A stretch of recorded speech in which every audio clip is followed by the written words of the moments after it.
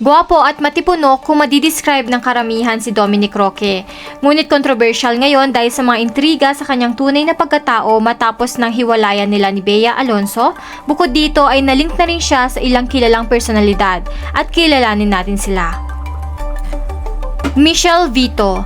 Ang aktres na si Michelle Vito ay napaulat na huling naging kasintahan ni Dominic bago siya nang ligaw kay Bea Alonzo noong last quarter of 2019.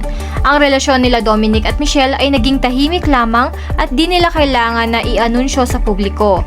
Hindi malinaw kung ano ang dahilan ng kanilang breakup matapos ang matagal-tagal din nila na relasyon. Sila ay nagkasama sa ilang mga programa sa ABS-CBN kabilang na ang 2012 fantaserye na Ariana. Sa isang interview sa kasagsagan ng pagpapakasal nila Bea at Dominic, hindi nakaiwas si Michelle na hinga ng reaksyon tungkol dito. Ayon kay Michelle ay masaya siya para kay Dominic, noon pa man daw ay gusto lang nila sa isa't isa ay maging masaya sila. Deserve nga daw ni Dominic na maging masaya dahil sa napakabuting tao nito. Noong natanong kung bakit nag-break ang nangyari sa kanila, nilinaw ni Michelle na hindi, pero hindi na daw sila nag-uusap simula na magkahiwalay sila. Nang tinanong si Michelle kung nagkaroon sila ng closure ni Dominic, hindi siya tuluyang nakasagot. Gayunpaman, noong 2014, nagkasama sila Michelle at Bea bilang magkapatid sa teleseryeng Sana Bukas Pa Ang Kahapon. Naging ate niya dito si Bea.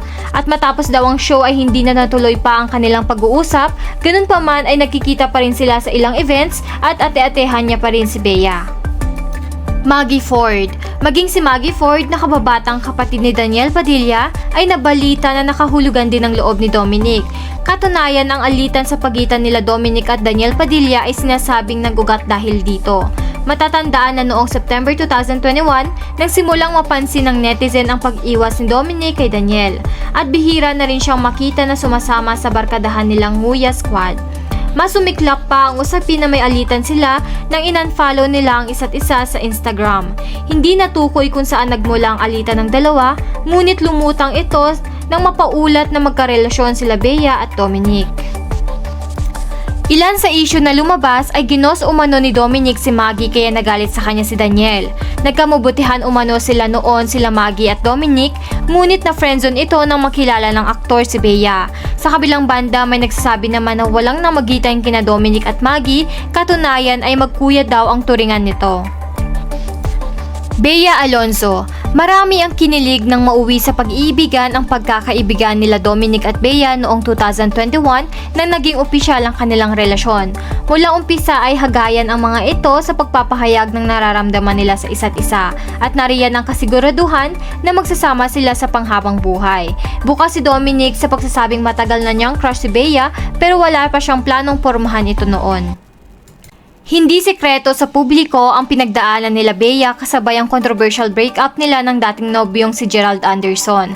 Noong isang interview noong 2023, inamin ni Bea na dahil sa takot na muli siyang masaktan ay tumagal ng mahigit isang taon ng panliligaw sa kanya ni Dominic ng walang label. Inamin din niya na nagkaroon siya ng trust issues bago sila naging magkarelasyon. Takot man mabigo ulit, mas naisip niya na hindi niya mas kayang mawala ang isang tao na nagpapasaya sa kanya.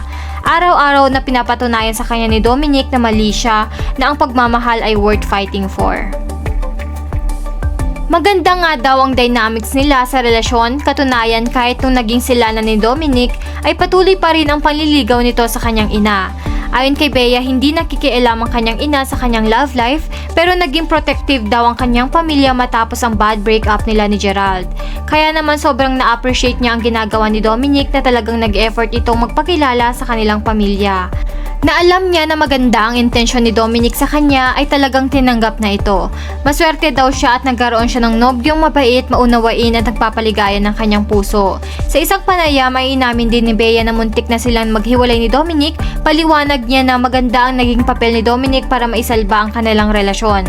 Katunayan ay inihanda na nga niya ang kanyang sarili na baka mauwi din sa paghihiwalay ang relasyon nila, lalo pa dumaan na siya sa mga breakup dati. Mabuti na lamang daw ay hindi siya sinukuan nito. Ayon kay Bea, pinarealize sa kanya ni Dominic na hindi daw dapat matapos sa ganun, na dapat hindi matapos ang lahat, na may mga bahagi ng relasyon na maaring ayusin. Ito ang mga bagay na maaring magpatibay sa kanilang dalawang magkasintahan. Sa kabila nito ay hindi intriga na idikit sa kanilang relasyon na sila ay magkaibang estado ng career. Gayunpaman ang mga ito ay hindi hinayaan nila Bea at Dominic na makaapekto sa kanilang samahan. Bukas si Bea sa pagsasabi na kahit kailan hindi naging issue ito sa kanila ni Dominic. Hindi umano siya tumitingin sa estado ng lalaki kahit kailan at hindi rin niya umano maintindihan na bakit ang sukatan ng tao sa pagpili ng mamahalin ay ang pagiging successful. Ang maganda umano sa kanilang relasyon ay aprobado ito ng kanilang pamilya. Maging si Dominic ay hindi makakaila na marami siyang naririnig na kung ano-anong opinyon tungkol sa pakikipagrelasyon niya kay Bea at ano ang intensyon niya rito. Wala daw siyang pakialam kung anong ibato sa kanya as long as wala naman daw siyang ginagawang masama. At okay ang relasyon nila at wala siyang dapat ikahiya at ikabahala. Isa nga daw sa paraan ng pagpapanatili ng kanilang relasyon ay huwag makinig sa sinasabi ng ibang tao. Sa lumipas na mga buwan, nasaksihan ng publiko ang mas lalo pang umuusbong na kanilang pag-iibigan. Katulad ni Dominic, consistent din si Bea sa pagsasabing nakikita niya ito ang lalaking gusto niyang makasama habang buhay. Kaya naman sinimula na nila ang kanilang road to forever sa pinag-uusapang proposal noong July 2023. Sinabi pa nila Bea at Dominic na pinatibay ng engagement ang kanilang relasyon. Paliwanag ni Bea na meron ng ibang level of commitment kapag may singsing na. Lahat daw ng flows, lahat ng hindi gusto sa kanya ay tanggap na tanggap mo. Kumbaga ay full package. Ngunit sa ngayon ang kanilang pag-iibigan ay hindi na natuloy sa altar, sa kaliwat kanan na issue at mga espekulasyon sa issue ng kanilang hiwalayan ay nakiusap si Dominic na wala na sanang hate o bashing or negative things. Sinabi niya na si Bea ay isang beautiful person inside and out. At ito na ang mga babaeng naling kay Dominic Roque sa loob ng showbiz. Ano ang masasabi nyo? Comment down your thoughts below, i-like at subscribe ang aming channel for more videos like this. Thank you for watching!